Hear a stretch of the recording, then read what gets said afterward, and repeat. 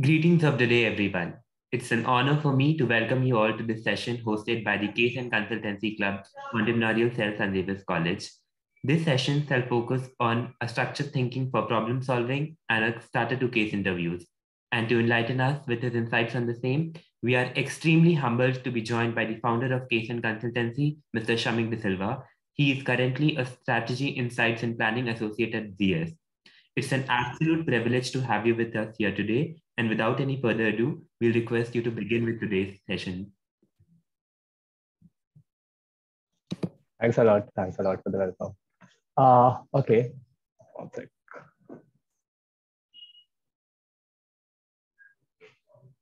How do I full screen? Cool. Okay, so before we start with this session, I just want to give a disclaimer. Maybe by looking at the topic of the session, I might have thought that, okay, this guy will teach us how to think, or he will tell us what are the rules of thumb of thinking. So I just want to make it clear that I'm not gonna tell you all any way of direct you all to think. I'm just gonna share my learnings that I developed across these years through solving different cases or by interacting with a lot of people from the industry or by participating in a lot of competitions. I did get to learn a lot of things with respect to structuring thinking that was finally helpful for me in consulting. But again, yeah, there is no particular rule of thumb. I mean, everyone has their own unique way of thinking and they should embrace it. So yeah, this is the disclaimer. And yeah, I won't be reading off any points from my PPT, so I won't make it boring for you all. Cool. So before we go ahead with this session, I just want to know what are your expectations from this session, or what are you looking forward to, so that in the end, I don't want you all to be like this uncle over here and say, kya chahte ho? So yeah, please unmute your mics and let me know what are your expectations from this session.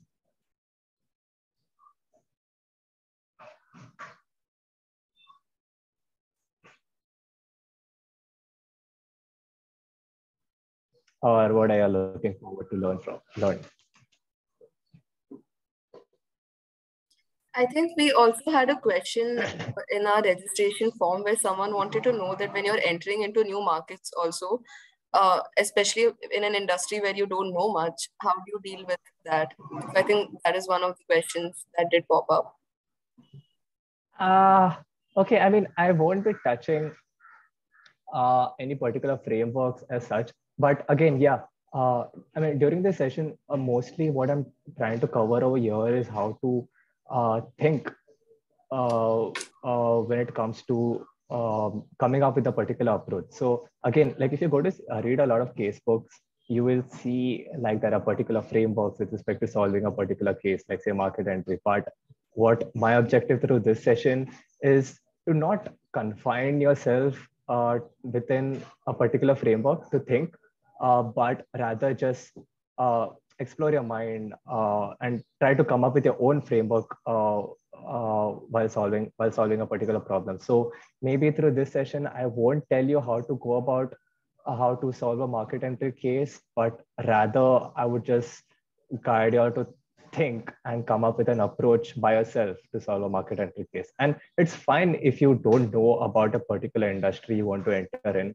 Especially what happens during case interviews is you usually have your interviewer giving you information. So that shouldn't be an issue if you don't know about an industry, say for example, aeronautics or something like that. It doesn't matter.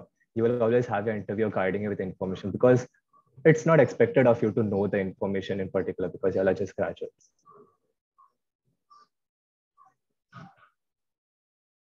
Cool. Besides Ria and Rochelle, I would expect, yeah, I would love y'all if y'all could tell me what you're expecting so that I can guide the session accordingly. And feel free to say there's no pressure, or if y'all feel anyone will judge you, don't worry.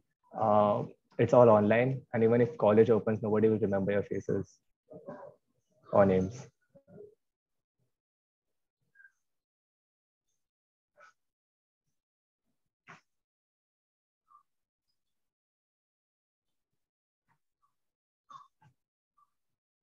Anyone?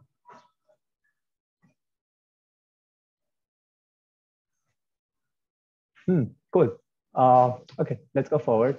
So again, as I said, I would keep this session interactive. So I would need y'all to talk. If y'all don't talk, this session won't, I mean, it will be half. I mean, y'all won't feel the essence of it. So I would want y'all to interact so that if when I get to know your response, I can provide value accordingly. So I would want, before going ahead with this session, I would want to know what is your interpretation about consulting.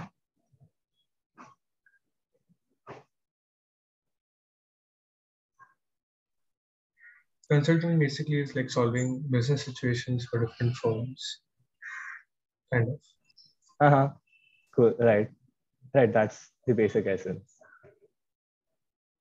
What else?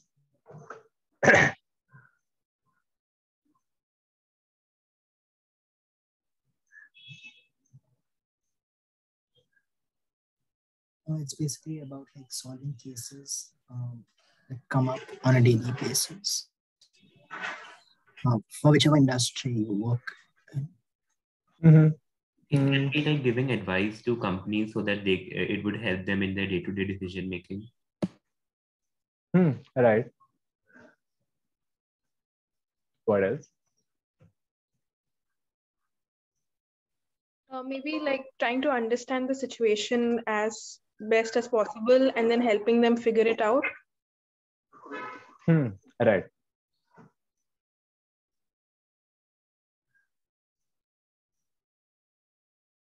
Cool. I mean, like the basic essence, all of y'all have covered. Like advising a company what to do, giving, solving their problems, taking decisions for them, etc., etc. That is the basic essence of consulting. And but like to sum it up whole, what exactly consulting is about There's one is response in the chat box. It's come directly to me actually.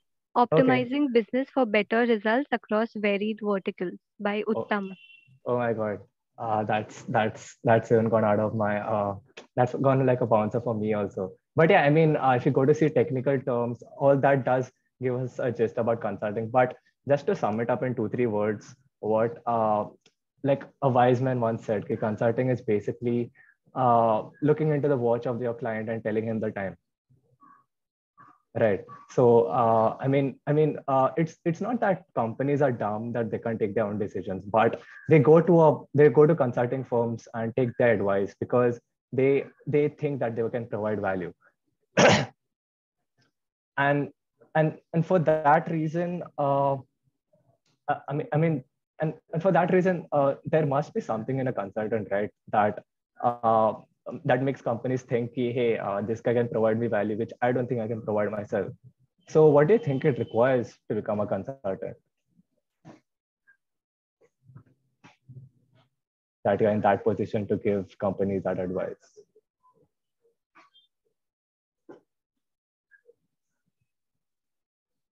When feel free, no answer is wrong. Analytical skills. All right, definitely.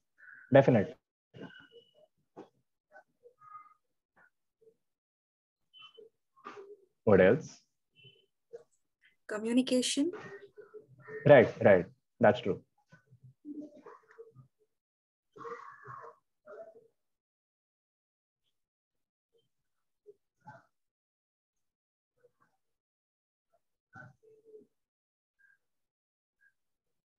Guys, feel free to put it out on the chat box as well in case you're not comfortable unmuting. All right, and Rochelle, please read it out to me so that because Sure. yeah.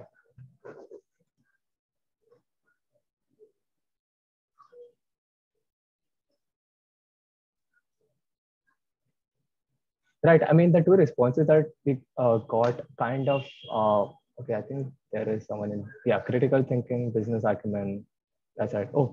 Please don't send direct messages to me. Put it on the chat box. Put it to everyone. Right. I mean, that does give a gist of, again, that having business acumen, critical thinking, analytical skills, communication. So basically, what why a person would really want a consultant to give them advice is that because consultants are good thinkers and they can communicate their thinking well to them.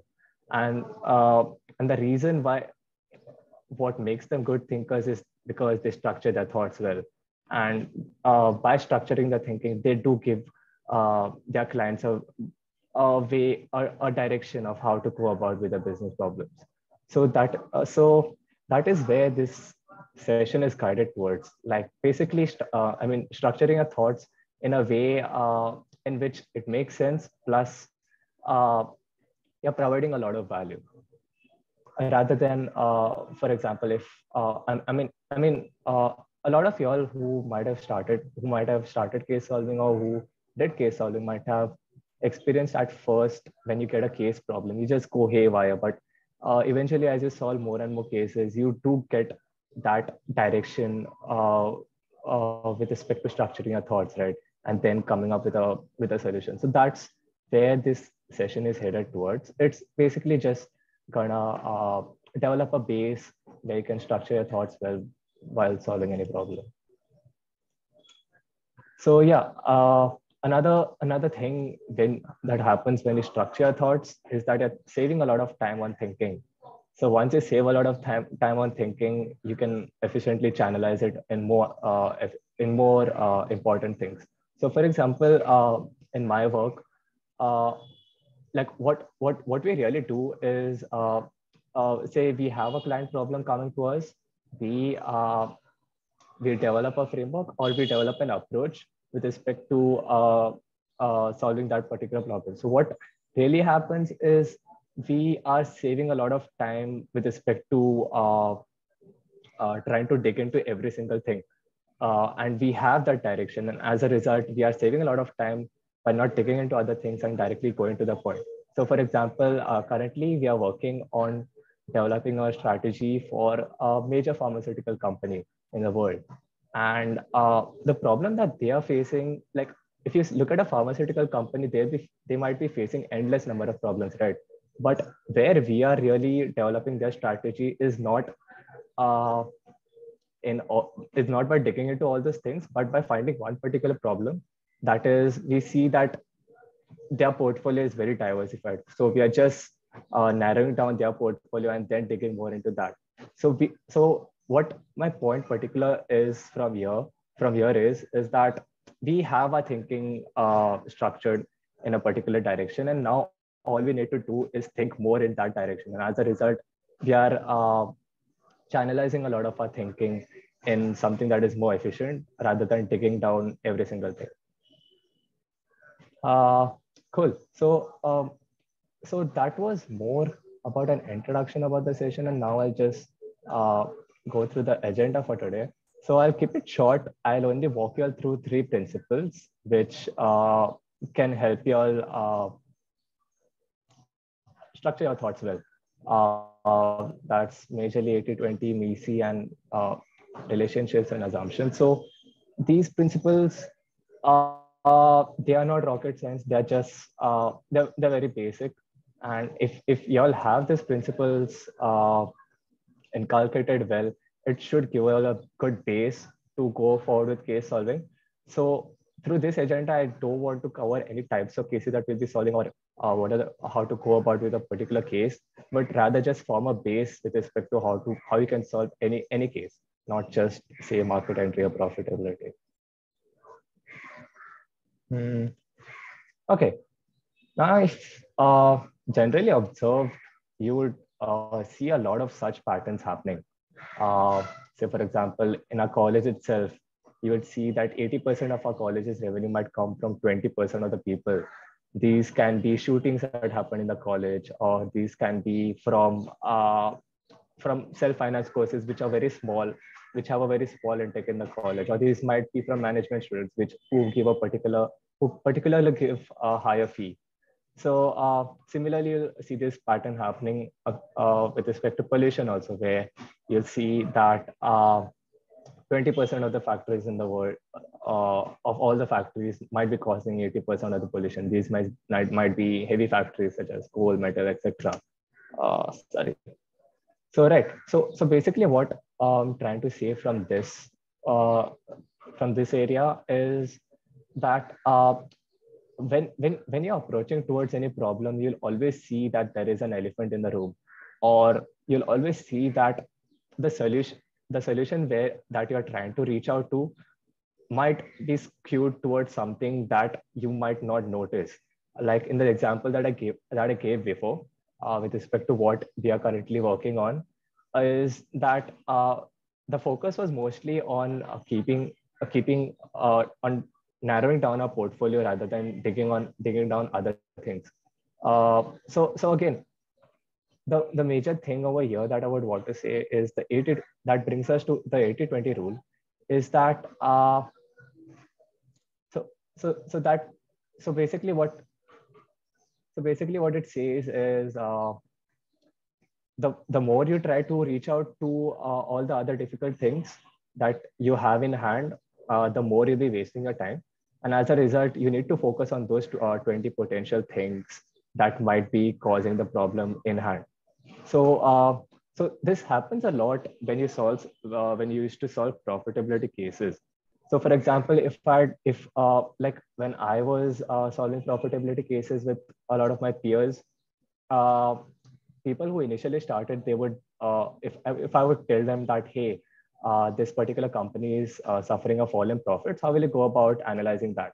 So they used to be like, oh, their machinery might not be working, their employees might be not coming on time, or their marketing might be bad. But so again, what's happening over here is you're trying to touch everything and try to know what's happening in every aspect of the problem that's in hand. But that shouldn't really be the case. How like But eventually that person would get to know that, okay, I would first see what the costs are and what the revenues are. And if I would see if the revenues are going up or the costs are going down, I would rather focus on that. So if the costs are going down over here, I would channelize my energy into focusing why the costs are going down. So that could be because either fixed costs are going up, or our variable costs are going up. So that's the gist of it. You basically need to focus on what's the elephant in the room rather than just channelizing your energy into every single aspect and then getting a brain basically getting a brain rashed on every single thing that comes across the problem. Right. So that was more about the 80/20 rule. Now another principle that we will be touched through this problem. So I would want you all to participate in this activity. Uh, so I would want to know your approach as to how can you increase the number of people taking vaccines at Bombay Hospital on a particular day.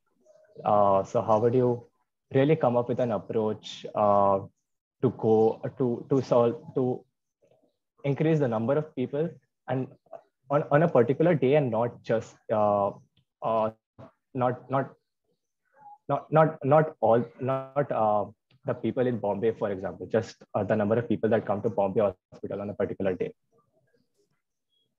You all can take like 2 or 5 minutes to think on this and then come up with an approach.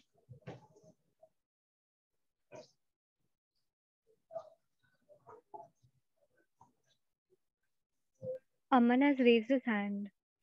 Oh yeah, feel free to unmute yourself and go ahead. No need to raise your hand. So either you can provide the vaccine at subsidized rates or free of cost, so that people can come to take vaccines more compared to other hospitals. Mm-hmm. Right. So what would be your approach? Would you just have, like, as I said, would you just touch one aspect, or would you try to come up with a comprehensive approach?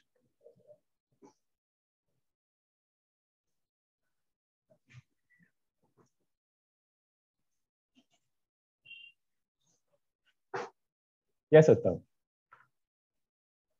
We can have a comprehensive approach also, like we can reduce the prices of vaccines on Saturdays and Sundays, and then we can use social media to advertise about the rates, like reduce rate on Saturdays and Sundays. And Mm-hmm. mostly Saturdays and Sundays are holidays for working class people, so they can come with their like family members, and that way we can increase the number of footfall on Bombay Hospital for vaccinations, maybe. Mm-hmm. But I mean, what if price is not really the concern? What if the vaccines are provided free by the government? I mean, again, so what I mean by comprehensive is to account for all these situations where not just price, but also the demand comes into play, or say, for example, the capacity of the hospital comes into play. Like what you all said is right, but again, that is just a particular part of the approach that you could look forward to when it comes to uh, going ahead with this problem. But yeah, you all are right in your places.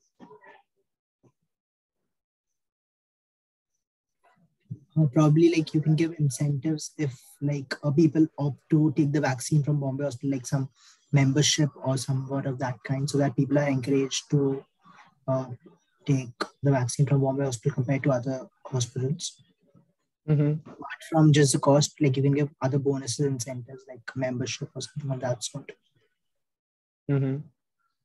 Right. But again, see, again, as I said, you all are right on your part. But uh, okay, that makes sense. Yeah, Akash. Right. So comprehensive strategies, two suggestions to be given. Like to increase the footfall at Bombay Hospital could be one, having awareness campaign at Marine Drive, since that is the maximum crowd where you see people from Marine Lines, Colaba, Fort and all gathered. So it's a very good awareness campaign that you can keep or some posters there so people realize that you have Bombay Hospital working towards the cause, or so they would definitely go faster. So you could give some early birds or something, you can go fast and take a vaccine. Right now it's free, it won't be later on. That could be one suggestion. Second could be comprehensive partnerships. For example, BMC office is quite closer. Many government offices are closer.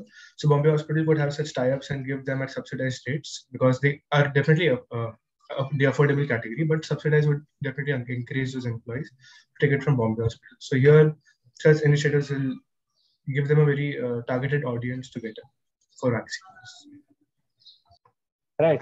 That makes sense.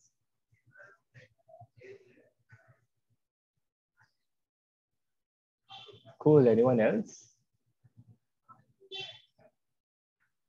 Right. I think so. The way you approach something like this is the issue you're tackling is what is the issue with taking a vaccine? I think. So, like almost everyone has mentioned, there's a lot of issues. There's the cost, there's the incentive, there's on what day people are free, there's even sickness after vaccine, there's vaccine awareness, capacity of hospital, as you mentioned. So, all of these issues have to be tackled like step by step. And then I think there's one major thing over here where you probably look at the age group that's taking a vaccine. Like, for example, right now it's for children. So there'll be a bigger, sample size for children to come and take the vaccine. So you maybe market it just for the children, and then maybe parents are more willing to come. Yeah, there. So I think that's also one thing that you should look at. Absolutely. Yuan, yeah, right on your place.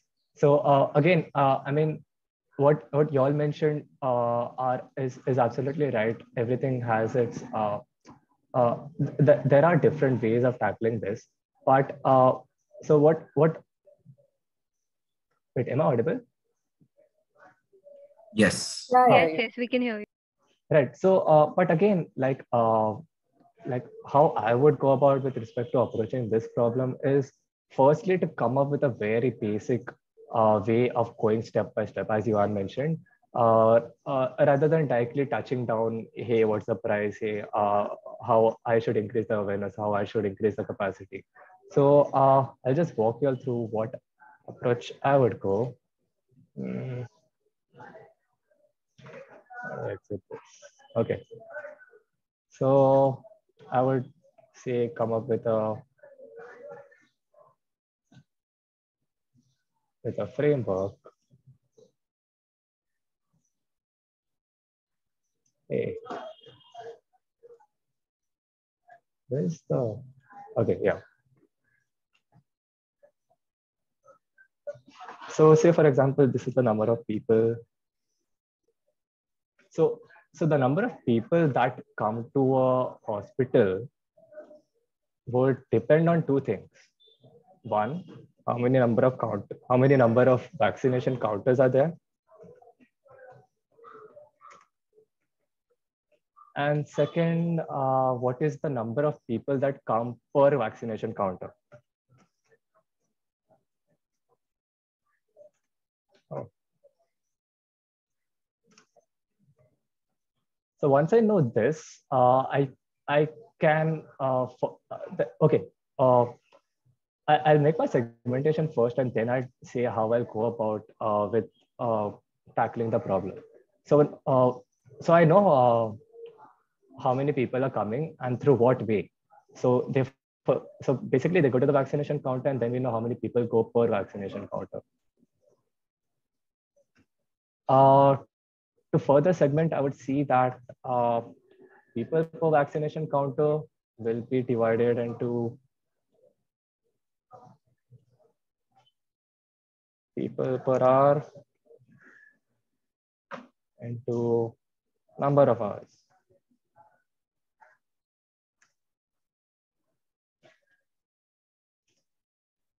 Right. So, I mean, this is my basic approach as to how I would look at the problem. Now, okay, now we'll see what the problem exactly is. We know, say for example, Bombay Hospital has 4 vaccination counters, and we don't know how many people go per vaccination counter. So how we would really want to know this is by finding the people that go per hour and the number of hours that Bombay Hospital has open for vaccinations. So now how we will know people per hour? That can further be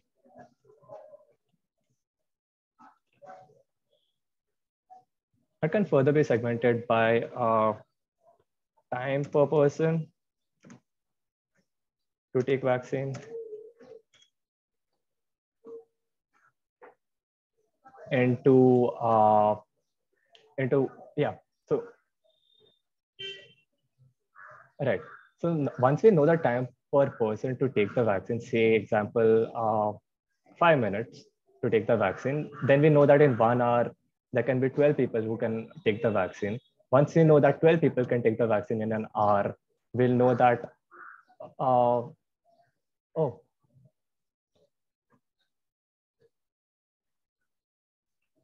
right. Once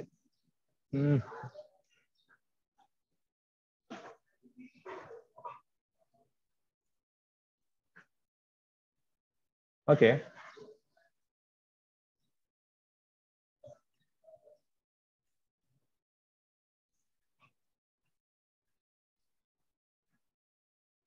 Right. So once we know that, say, for example, 12 people take the vaccine per hour, and if, say, the hospital operates for 10 hours, so we know that 120 people are taking vaccines. Oh, wait, sorry, 120 people are taking vaccines in this particular vaccine counter. And if we know that there are 4 vaccine counters, we multiply 120 by 4. So now we know that there are 120 by 4. That is 480 people taking vaccines in Bombay Hospital per day. Now, how do we increase these 480 people to say 600 or 700? Hey, where this number of hours came from? Right. So how do we increase these 480 people who take vaccine in Bombay Hospital? Now I already have my framework ready. I can either increase the vaccination counters if capacity allows me to do so, or I can increase the people per vaccination counter. I can increase the people per vaccination counter by either increasing the people per hour or the number of hours. I can increase the people per hour by seeing that the time I take per person to take the vaccine is reduced. So if it takes 5 minutes, I can reduce it to 2.5 minutes. That will basically double the number of people I'm taking to vaccinate. Or if I increase the hours from 10 to 24 or 10 to 20, again, I'm doubling the number of people that I'm vaccinating in Bombay Hospital. Or if, so that will again double this, and then it will double the entire thing. Now, now the answers that y'all gave, ki, hey, let's increase the capacity or let's increase awareness, that would depend on this framework.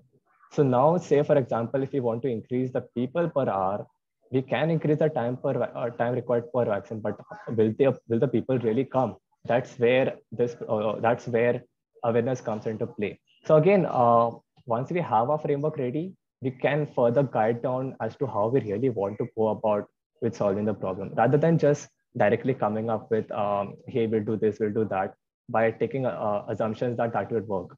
It's always good to come up with a comprehensive way to structure the problem in hand and then go about solving it. Cool. Did y'all get what I'm trying to say? Yes.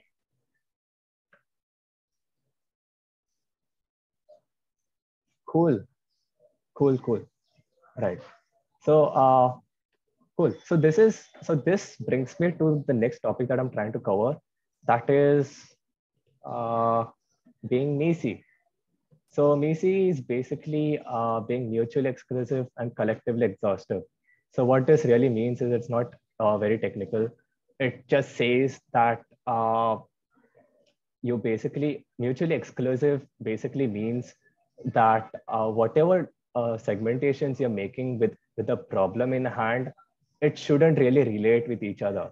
So for example, the number of people that come to Bombay hospital over here, I've divided it by vaccination counters and people per vaccination counter. These two are not related with each other, right? I mean, so these are basically two separate segmentations that constitute the people that come to Bombay hospital. So right. So this is what is meant by mutually exclusive. And by collectively exhaustive, it basically means that I'm covering literally everything. If I'm not covering literally everything, I've at least come up with that 20% of effort that covers almost 80% of everything.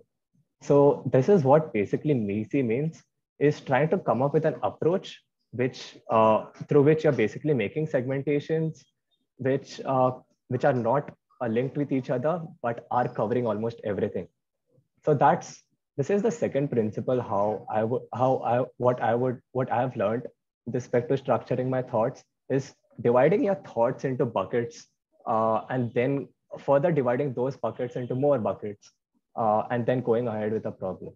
This is you will get a hang of this as you solve more and more cases, or if you solve more and more guesstimates.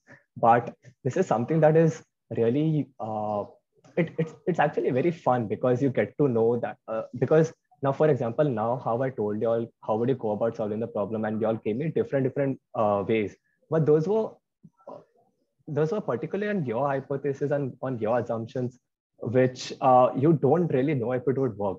But coming up with such frameworks, it kind of gives you a way in which you can tell yourself, hey, I've literally covered everything, but maybe some things might not work, but at least I can test it with the framework that I have in hand. So this is how you can MECE with things. Now, how MECE really gets complicated is this way. Over here, you can now this problem is basically trying to find out how many foreign nationals will come in an Olympic nation. Say Olympics is happening in India. How will you try to find out the total number of foreigners that are coming in India? So you can further divide them into spectators and non-spectators. Now here you can see how spectators and non-spectators is MECE. They do not relate with each other, but they're covering the entire crowd that's going to come in. Spectators is further divided into who are attending the opening, what will be the capacity of the stadium, fraction occupied by foreign nationals. So this is again a formula as per se, and non-spectators are further divided into organizers, neutral staff, contingents. These are basically participating players.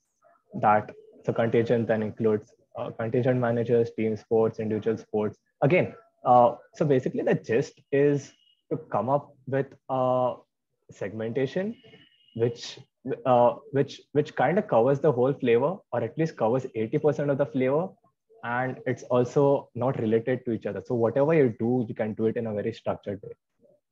I know this is getting very technical as of now, so anyone who has any doubts, or if you haven't understood anything, you can just let me know. or just unmute yourself and ask me. There's no issue in me clarifying it for you all.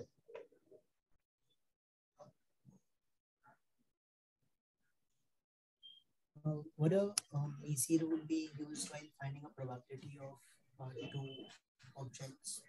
Something of that sort. Your voice is a bit faint. Can you speak a bit louder? Hello, am I audible now? Yeah. I'm asking, like, is a Macy rule used while finding a probability or a percentage or change or percentage probability of something? Can you give an example?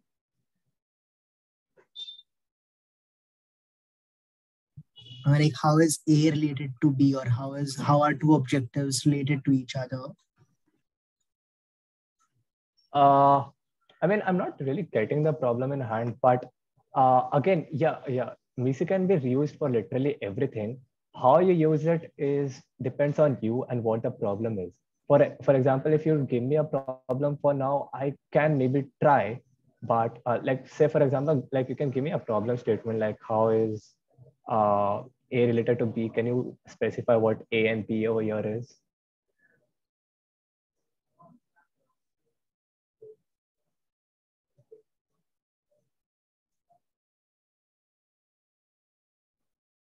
Or even say, for example, you said to find a probability of something. So probability of something is defined by the number of occurrences upon the total number of occurrences, right? So further you can so over here you can have the number of the probability, then divide it into number of occurrences and total number of occurrences. The number of occurrences you can further segment it into what types of occurrences they are. So for for example, I don't know, but say like we are trying to find out what's the probability that all the cars in Bombay are red. So we'll find number of occurrences upon total number of occurrences, right? So number of occurrences, we can further divide it into the types of companies, then the types of companies into types of models, then those types of models into the number of colors that they have for that model. And then from that number of colors, what is the number of red? So from there, we can get the number of red, and then the total number of occurrences, we can put the total number of cars. So that can give us a probability of what is the color of red in, what is the probability that a car will be red in Bombay. Did you get that, Aman? Yeah, so like actually what I was trying to ask is like, suppose like an example of it can be related to like if two cars are involved in a hit and run case, one of them green and one of them is blue, and it is said that 85% of the cabs are like green and 50% of the cabs are blue. And like a witness has identified that the cab is blue, and like they have to test whether what is the probability that the car is blue for sure. So in that case, hey, this is too technical. This is too deep dive. But again, there should be a way. Again, like there can be a lot of assumptions or a lot of things that you will have to consider, right? But wait, let me think of how to go about with this.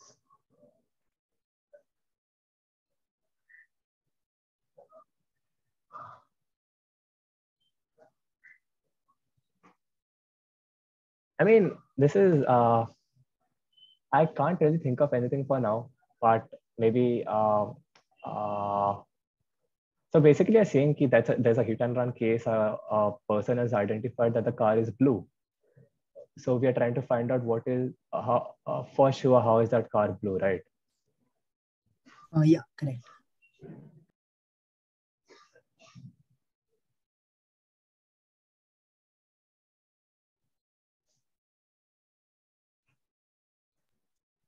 Would that be so this is would that be through 80/20 rule, or like would that be through Macy rule? I'm going to ask that first.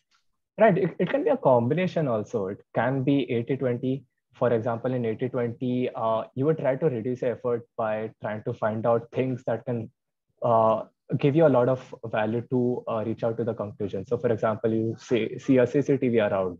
Rather than just trying to find out all the possible solution, you just look at the CCTV and you reach out to the conclusion and see on the CCTV that, hey, that car is blue.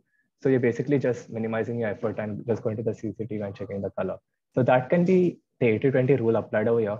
But this is more like a very qualitative problem. So again, that is something that requires a combination of MECE and 80-20. But yeah, like as I said, you can use 80-20 in this case. Oh, okay, thank you. Cool, interesting. Any other questions? Did I understand the how I used MECE in this particular problem statement?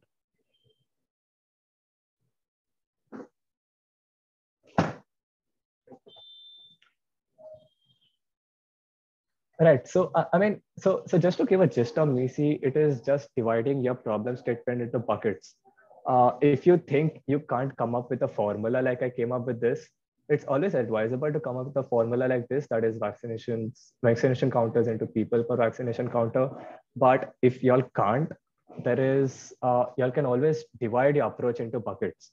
So that brings us up. Oh, I saved this. Okay. So that brings us up to the next way of approaching if you are unable to MECE. That is dividing the rule of three. So for example, if you can't, for example, in this problem statement, if you can't really MECE the way I could, you could just divide it into points of three, like how Akash or Johan did. They divided their approach in points of three or more, and then further they tried to segment down on that. So that could be another way of how y'all could approach a problem statement, because it's not always possible that you reach out to a solution in a very structured way. There are very complex situations, like as Aman also gave me a situation. There can be a very complex situation where you can't really find out a comprehensive way of going ahead with it. So you can always try to divide your approach into three buckets, and then further try to divide it into more three buckets. Why the number three? Because three is something that is not too much, not too less. And it really works. Also, if you have read about Nikola Tesla, he is a person who really spoke highly about the number three, because if you see a lot of things happen in patterns of three. So this comes handy not just with respect to problem solving, but say with respect to anything. Say if you're writing an answer in your paper, no, I won't touch that.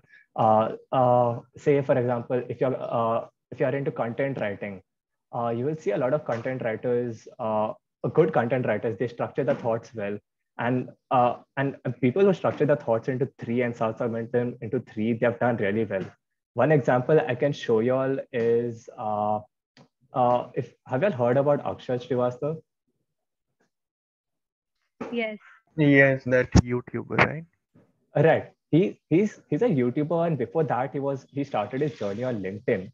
So I'll show you all his LinkedIn profile and the post that he has on LinkedIn. So if you see his posts on LinkedIn over here, you will see that all his posts are usually divided in points of three. 1, 2, 3. And then that he builds up on that. Like literally every post of his is in points of three. Okay, over here you can see points of three. The next post, not this one, points of three, points of three. And why it has really worked for him, if you see, his following is almost 200,000 right now. But earlier it was like a year back, it was just 2,000 or something. And going from 2,000 to 200,000 on LinkedIn is like going from 5,000 to 2 million on Instagram. So his growth has been phenomenal. And the way his content is really catchy is because he writes in points of three and then further builds up on those points of three. So what I'm really trying to point out over here is not every time are you able to approach a complex situation in a very structured way, but always like starting with it by using the rule of three can at least give you some direction as to how you can think in a very structured way. Always try to break down into 3 points that you think do not relate with each other, and then further try to build up on those points. Like say, for example, okay, we can do an activity on that to see how we can really use that. So say we have this situation in hand. Now, I'm assuming most of y'all are in your college right now. So if you want to like decide that, how will you go about deciding whether you will do a master's after college? How can you use the rule of three to go ahead with that?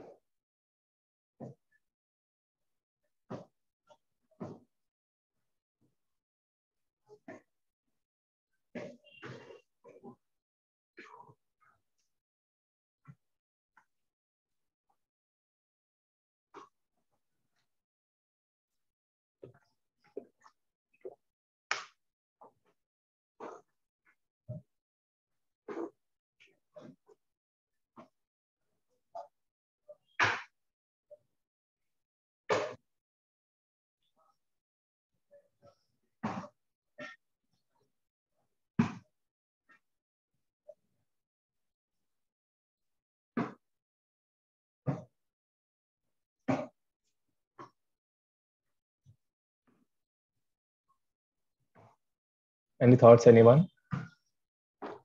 Maybe the first approach would be job prospects. Like masters, what job prospects you get. Second would be experience, because if you do masters, you go to various sales departments and you get better job opportunities.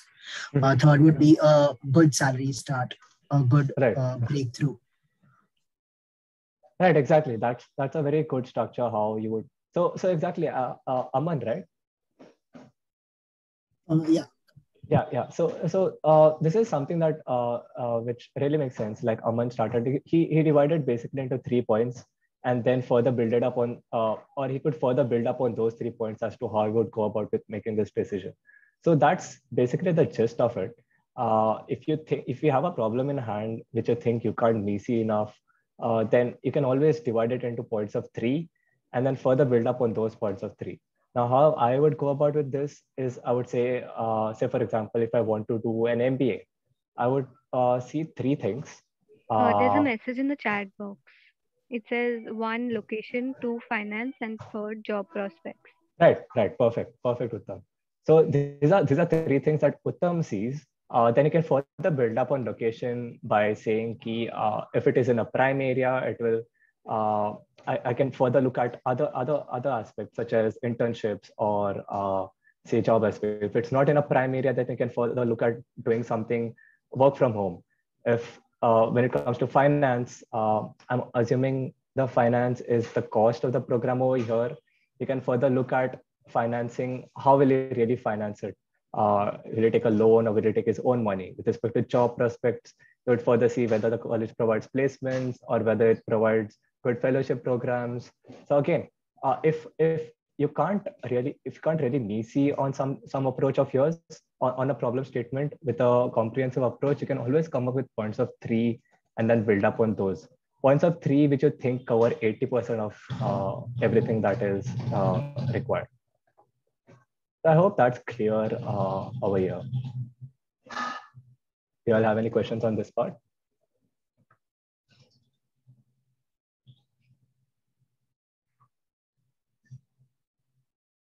Cool. Let's go forward.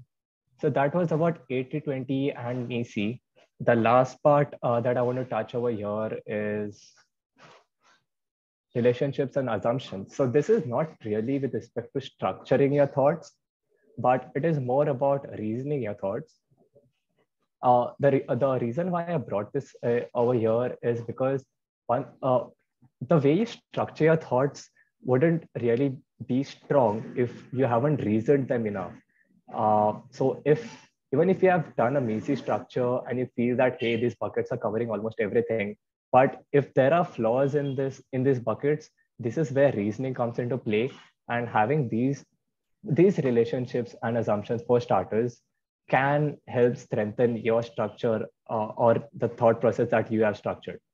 So I will go into so these are the two relationships and assumptions. I will dive deep into them. Cool. So cause and effect of what really I want to highlight the cause and effect is, I mean, this will sound basic, but you need to know what is the cause and what is the effect. Now, say for example, a a business is starting its operation in a region. A business starting operations in a region will give it great ROI. What do you all think is the cause and the effect over here?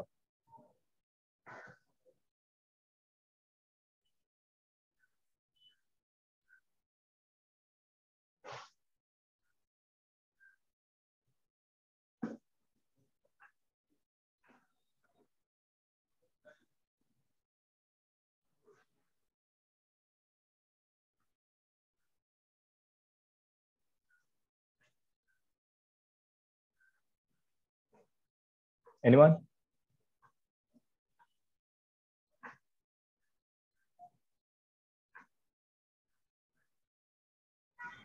I think cause will be starting operations, business operations, and the effect will be ROI.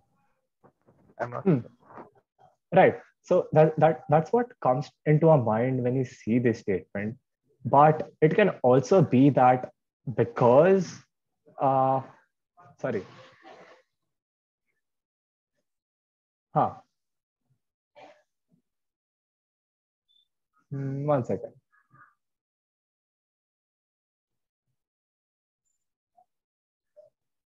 Right. So as I said, the cause over here seems like no, sorry. You said that business starting operations is the cause. Yes. Right. Okay. It can be that because this area gives a lot of oh wait, I'm confused.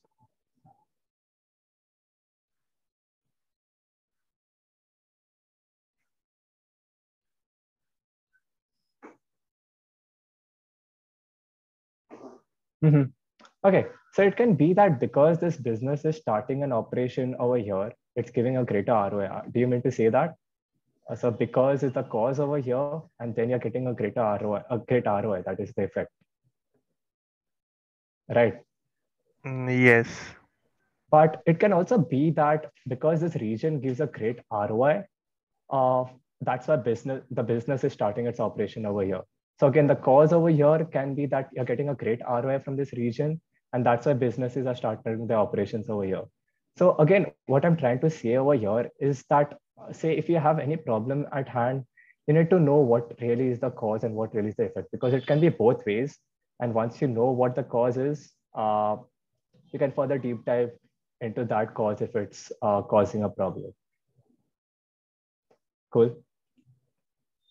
So this is what I wanted to highlight with respect to cause and effect. With respect to correlation, so why I'm bringing up correlation over here is that it might look that some things go hand in hand, but at times it's not really the case. So for example, over here you can see that a company might perform badly because the economy will go down, but that cannot really be the case every time. If this company is, say, an IT company, and the economy is going down due to COVID, it's not really working in this case. So you need to see what really is the correlation over here. Is it really correlated every time, or are there other factors that come into play that due to which it doesn't look or it's not as simple as you think it is? Another example I can give over here is, say, increasing Omicron cases might not be as fatal as hospitalization rates are lower. So like this is the general thought going around everywhere that, hey, Omicron cases are increasing, but the hospitalization rates are low, so we do not need to worry. So you might think that it is correlated. Hospitalization rates and the death due to cases are correlated, but there can be other factors such as even if the cases increase, it can increase exponentially. That might cause to deaths that are so much that even if the hospitalization rates are low, those number of deaths are still fatal. Right now, during Delta, let's say there were 3 lakh cases a day. But if due to Omicron, there are, say, 10 lakh cases a day, the number of deaths might be the same as what it was during Delta. So again, if you see that that might look a simple correlation, it can also be that there are other factors that can affect the correlation that can just take your assumptions haywire, or that can just take the problem statement in hand haywire. So it's always good to be aware of these type of relations so that you can reason your thoughts accordingly. And going to the last one are assumptions. So so a lot of times you might come to a conclusion and it might seem to you that this conclusion makes a lot of sense. Like, say, for example, in the vaccination case, like Akash said, hey, let's start an awareness campaign. And I'm assuming people will, if I do that awareness campaign, the number of the footfall for this particular thing will increase. So that there's an assumption that is taking, and he needs to be aware of those assumptions while coming up with that conclusion. So I'll just exemplify that with this example. Now, say, for example, okay, in Akash's case itself, the assumption that he was taking was that, say, if I do an awareness campaign, people will listen to me. Or if I do an awareness campaign, people won't have that hesitancy. There won't be other factors that will lead to hesitancy among people. So there are assumptions that he had to take before reaching out to that conclusion, which he was not aware of, or which he didn't state explicitly. So over here, we'll again do the same exercise. We have this problem at hand. Say a film performed poorly at the box market in a particular year, and in the same year there was a lot of piracy happening. So we are reaching to a conclusion that the piracy led to the film's failure. What assumptions do you all think are taken over here for reaching to this conclusion?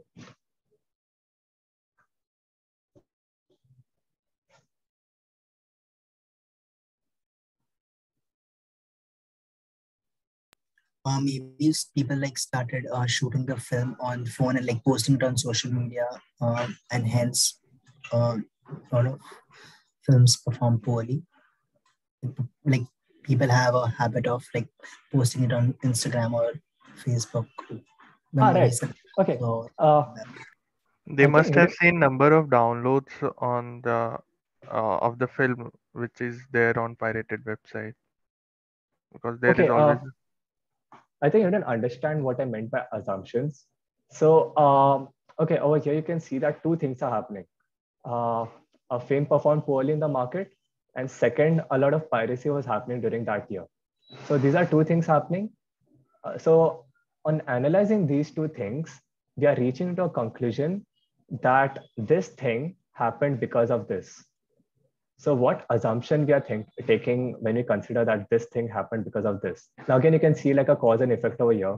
This is the cause, this is the effect. And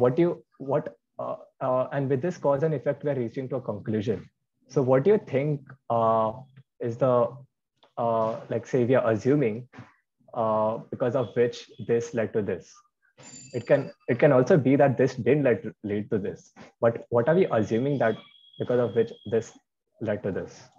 We're assuming that piracy is inversely related to the performance of the film on box office. Right. Absolutely. That's one. What else?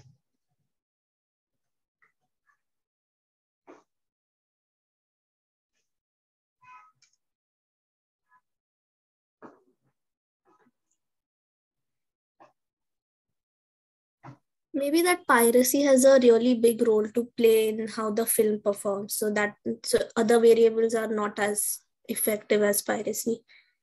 Right. That is what's covered over here, that piracy is inversely related to the box office performance. So we are assuming that if the effect of piracy is bad, that's then only the film will perform badly. That's one. What else? Also, that the quality of the film doesn't matter. Absolutely right.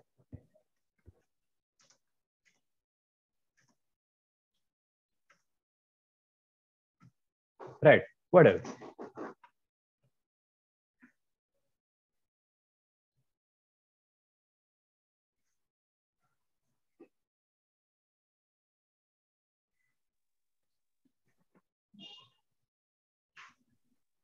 We are assuming that the film would do well, even if there wasn't any piracy. Absolutely. So right, that is more like the quality of the film. It is we are basically stating that the quality of the film was good. So if piracy didn't happen, the film would do good.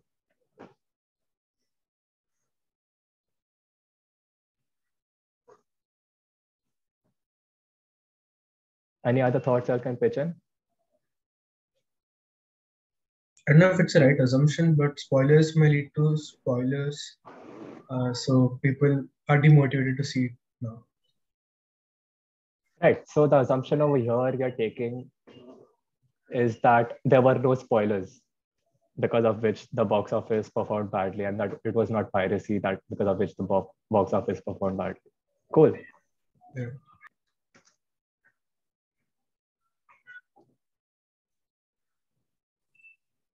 And I don't know if this is an assumption, but since the statement says that a lot of piracy started happening in the same year, we are assuming that piracy in general has been affecting the film and not just, we don't know if, there were a large number of cases for just that particular film.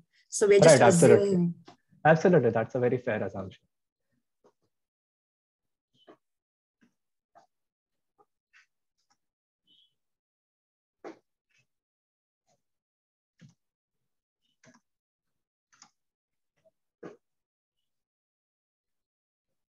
Anything else?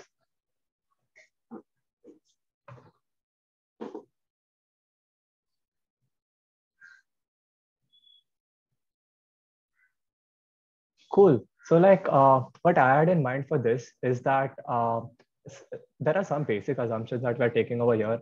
One is that there are no other causes besides just piracy which led to the film performing poorly. So over here, like for example, one of them is mentioned over here that the quality of the film wasn't bad. So if the quality of the film was bad, then it can be that the quality of the film led to a poor performance. Another thing can be there were no spoilers. So if there were a lot of spoilers, then the film would have performed badly, and not piracy. And piracy wouldn't be the cause that it performing badly. Or there can be another cause, for example, that the casting of the film was very bad, and that's why people didn't turn up in theaters. That can be one thing. Or there can be a fact that COVID also happened during that year, and that's why the film performed poorly. So these are a lot of, so this is one assumption we are taking, that there are no other causes besides piracy that led to the film performing poorly. Another assumption can be that the piracy of this movie happened, like as mentioned by Samriddhi. If the piracy of this film didn't happen at all, then there is another reason why the film performed poorly and not piracy. Third assumption can be that the piracy, over here it's mentioned that a lot of piracy started happening in the same year. It can be that the film released in January and the piracy started happening, a piracy of films started happening in April. So it can be that this really didn't affect this at all. And there's another reason why this happened. So what I'm really trying to point out from here is that before I really asked you all to come up with assumptions, it looked fairly simple that, hey, this thing happened during this year and this thing also happened during this year. So this might have led to this. But you always need to be aware about assumptions that you're making before you reach out to a conclusion. And that's generally what happens while case solving also, when in the end you're reaching to a recommendation and you're making a recommendation, but you're not taking certain assumptions in mind, which can actually play very badly if the interviewer questions you on that. So this is one major thing that I would want you all to be aware of, is that whenever you all are reaching to any conclusions, always see that you all know what assumptions you all are making, so that you're always ready to tackle if anyone questions you. So right, so that I overshot on by 10 minutes, but yeah, just to summarize how about today's session, I covered three things. One is the 80-20 rule, MECE, and relationships and assumptions. So so what I would summarize is one thing: always try to look at the elephant in the room. There will always be one aspect which drives, which can save you a lot of effort. So always try to focus on that. Try to create a formula was how we went about solving the vaccination center problem. You can there might be cases. This usually happens in guesstimates. This usually happens only in guesstimates actually, where you're trying to find out a particular number. You're trying to reach to a particular number. So that for that you can always try to come up with a formula and then further segment your approach. But if if the problem seems a bit complex to you, you can always segment your points into points of 3, and then further sub-segment those points, so that at least you'll feel that you'll have covered 80% of the problem in that 20% of effort that you're putting. And lastly, always be aware of the relationships and assumptions in the thoughts that you'll are having, so that whatever structure or whatever approach you'll have, it's always firm and it's near to foolproof. Right, so that's more about it. If y'all I would recommend further reading for y'all. Would be I would recommend these 3 books. This is not really a book, but these 2 books are really phenomenal when it comes to the way you think. So if you are in TY, I would recommend you all to read Case Interviews, Secrets by Victor Cheng, rather than jumping to any book which will teach you about frameworks, etc., with respect to how to solve a particular case. I would rather recommend to read Victor Cheng, who really tells you how to think rather than how to solve. And the second one is Minto Principle by Barbara Minto. So she was a she was a major executive at McKinsey, and she came up with this book, which basically tells how you really structure down your thoughts. So this book is mostly about dividing your thoughts into segments, and then further going deep dive into that. So if you want to say learn how to me-see better, I would recommend to read Minto Principle. And GMAT critical reasoning. So GMAT is like an aptitude test, which is a global aptitude test. It's usually the entrance test for major B schools like Harvard, etc. And I would recommend to read the critical reasoning part of it, because that's where they really test you on relationships and assumptions. And if you just go through that material, you can further improve on your on the way in which you reason your thought processes. Cool. Thanks for listening to me. I did take a lot of time. I thought this would be done in 45 minutes. Thank you so much, Shameek. That was a great session.